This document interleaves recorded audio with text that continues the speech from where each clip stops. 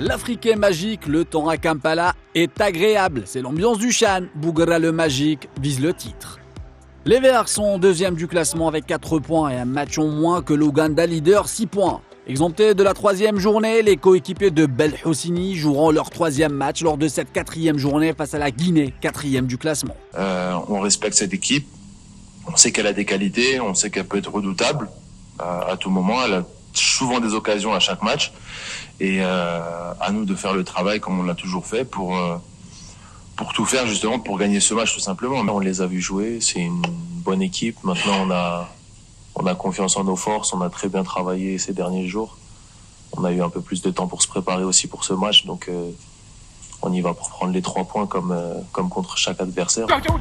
L'Algérie disputera son match face à la Guinée demain vendredi au Mandela Stadium à 15h. La finale de la Super Coupe européenne s'est disputée en Italie à Udine et l'UEFA a envoyé un message fort à l'humanité ou ce qu'il reste. Au Blue Energy Stadium, le message était fort pour Gaza. Sur le terrain, le PSG a écrit son histoire. Les champions resteront champions. Une victoire, une remontada, une folie. Le PSG a remporté la Super Coupe européenne face aux Anglais de Tottenham après une séance de tir au but. Les hommes de Luis Enrique avaient pourtant mal commencé le match. Tottenham s'est même vu champion. 20 devant et Romeo en mille Spurs devant 2-0 avant que le drame ne commence pour les Anglais. Lee réduit la marque à la 85e minute. Le Portugais Ramos égalise dans le temps additionnel. Son compatriote Nuno Mendes marque le dernier pénalty de la séance de tir au but, 4-3, et offre au PSG sa première Super Coupe européenne. On a eu la chance, ou la bonne chance de marquer des buts et aller à les pénaltys.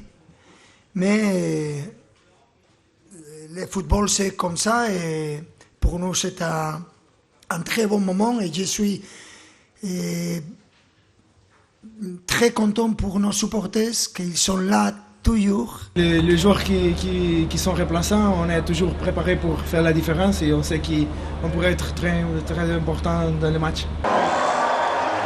En tennis, Carlos Alcaraz s'est qualifié pour les quarts de finale de l'Open de Cincinnati mercredi après une victoire convaincante 6-1, 6-4 sur l'Italien Luca Nardi. L'Espagnol vise son 6e titre de la saison. Le match a connu une tension entre l'arbitre et Alcaraz. Le numéro 1 mondial Yannick Sinner jouera son quart de finale aujourd'hui à 20h face au Canadien Auger Aliassime, le numéro 23 mondial.